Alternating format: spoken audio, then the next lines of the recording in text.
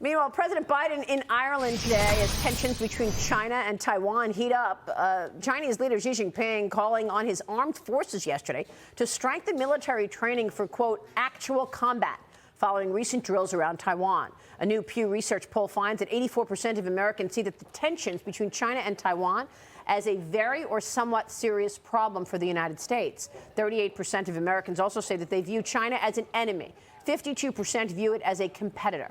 Joining me right now is former Trump Deputy National Security Advisor and American Conservative Union board member KT McFarland. KT, always a pleasure. Thanks for being here.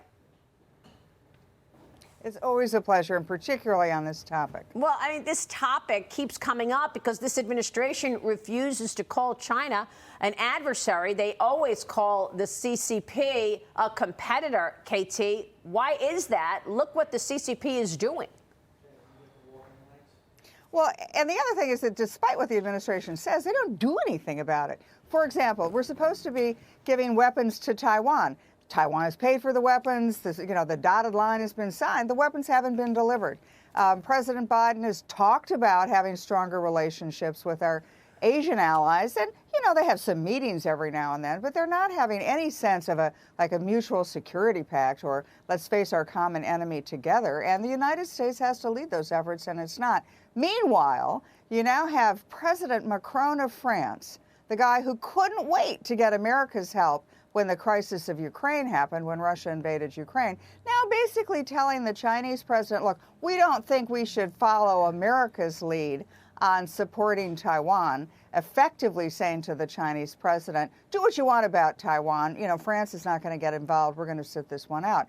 And it just is galling to anybody to say, well, the Europeans think that's really important what's happening in their neighborhood. But when they look at Asia and the Chinese threat and Chinese trade, they're far more willing to take advantage of an opportunity that they perceive as an economic opportunity for trade between France and China than they are to stand up for democracy, free trade with the rest of the world, and all the things that the United States and our NATO allies we thought we stood for. Well, I find this extremely disturbing right now because it feels like the U.S. is asleep at the wheel while the Chinese Communist Party is gaining prominence and gaining allies across the world. Look what happened in Saudi Arabia. The Saudis are now going to transact oil deals in the yuan. Look at Brazil. Lula is in China right now. All the while, the CCP is taunting America with a spy balloon, traversing the country, sending data back in real time for a week above our military installations. COVID-19, millions dead, no investigation. That doesn't even include the years and years, decades really, of intellectual property theft. Why is the U.S. standing still here, asleep at the wheel? Well, for years, I think between Wall Street and Washington, they thought, well, China, if we only trade with China, China will be a democracy like us. China will open up. China will be like Japan was or like Germany was after World War II. They'll be a friend, they'll be an ally. We've seen 2 years under Joe Biden. Yeah, I mean, that was then. Things have changed under Xi Jinping, have they not? Not for them. Absolutely, but not in Washington. I mean, President Biden doesn't understand the concept of the Chinese world order. The Chinese president, all the things that you've said, every one of them is an issue. But in addition to that, the Chinese president has said two things in the last couple of weeks. He said, one, we're going to have a global civilization initiative led by China. We're going to stand guard. That's the word he used, stand guard on the world. And you countries of the world, you can have whatever political system you want, economic system. We're not going to shove our ideology, our political system down your throat, but we want to be in charge. And then with President Putin, he said, we are now about to have a change that the world has not seen in 100 years. They are already moving into the Chinese global world order. And President Biden and the entire sort of Washington establishment, they're asleep at the wheel. There's no real plan to do this. Let's go to Ireland and have a couple of drinks at a pub. Meanwhile, China is about to take over the most important global trade route between Asia and the Middle East, Asia and the United States, Asia and the world, not to mention what they're going to do with Taiwan within the next couple of years. Well, I mean, you could say that he doesn't understand it, but you could also say that he's just compromised and he doesn't want to poke the bear. They've got too much on him. Frankly, that's why we keep asking the questions about this influence peddling, because of this soft approach.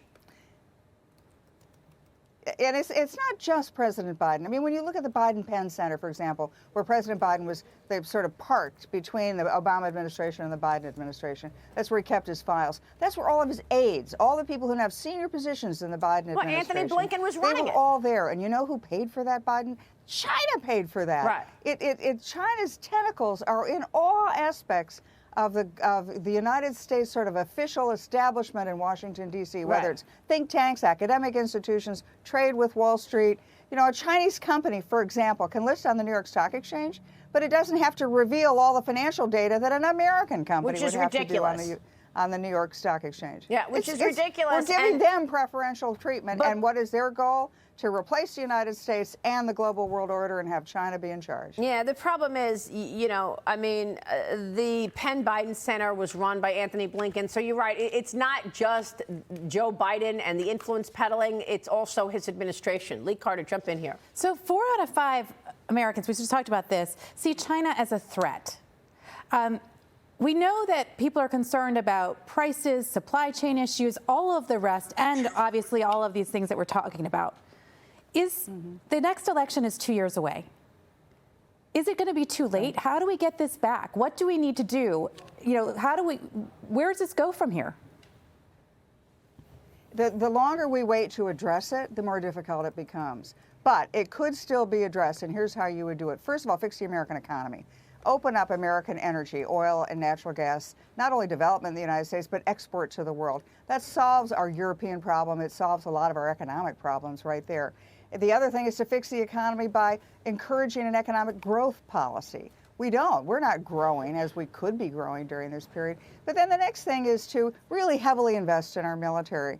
Not military stuff of yesterday's fighting, yesterday's war, but military equipment of the future. For example, China and Russia have weapons, hypersonic missiles. We don't have those.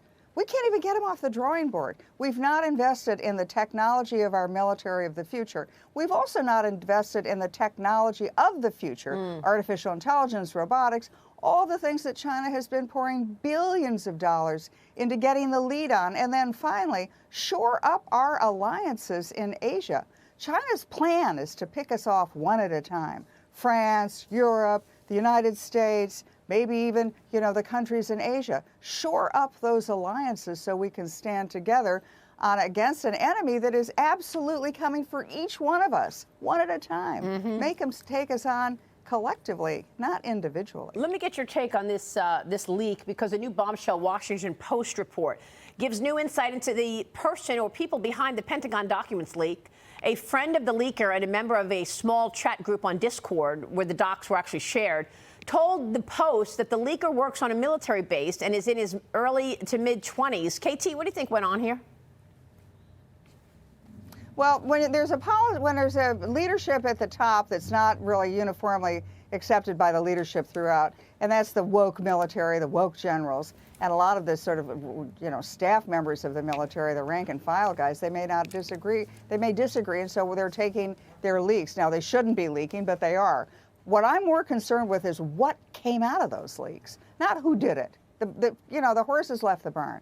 But what are they saying? Well, the leaks are saying that they really don't think Ukraine can win this war. So what is our goal here? How are we going to, we talk about winning it, what is our goal? And then the second thing is, do we really have American security forces, special operations forces at the U.S. Embassy in Ukraine? We should not have American military anywhere near Ukraine right now. Weapons, yes, but not our own forces. And Kirby admitted that they are, in fact, there. KT, it's great to see you. Thanks very much for your insights on all of that. KT McFarland, always great to see you.